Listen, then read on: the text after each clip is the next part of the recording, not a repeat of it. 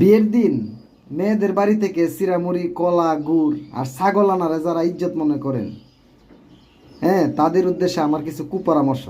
কারণ আপনারা যে কাজটা করেন না, এটা তো একটা কুকাজ, এটা একটা অবৈধ এবং মুসলিম সংস্কৃতির বিরুদ্ধে গিয়ে একটা আকাম করতেছেন। অতএব তাদের জন্য কিছু কুপরামর্শ। ঠিক আছে, আপনারা যারা ইজ্জত মনে করেন মেয়ের বাড়ি থেকে চিরা, মুড়ি, গুড়, ছাগল, আপনারা এক কাজ করবেন, ছাগল চাইবেন না, ঠিক আছে, আপনারা গরু চাইবেন, লাভ হবে। গরু চাইবেন, গরু চাইবেন না, আপনারা তো নিজে একটা মানে গরুর মতো আচরণ করেন, আপনারা মহিষ চাইবেন। তা আমাদের মহিষ দিতে হবে, নাহলে ইজ্জত থাকবে না। ঠিক আছে, ওইটা চাইবেন আপনারা।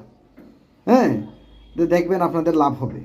কিছু মুরব্বী আছে না, হ্যাঁ, মানে জানে না মুরব্বী, হ্যাঁ, জানা না মুরব্বী আছে, তারা কি করে যে না না না না আমার মানে যে ইয়ে দিতে হবে, মুড়ি দিতে হবে, আমার আত্মীয় স্বজন আছে, গুড় দিতে হবে, চিরা দিতে হবে, ছাগল দিতে হবে দুইটা।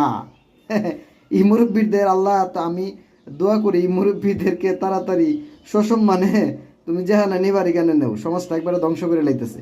মুসলিম সংস্কৃতিরে এরা একবারে কলুষিত করে ফেলতেছে, কলুষিত, ধ্বংস, নির্লজ্জ, বেহাইয়ার কাতারে নিয়ে গেছে তারা।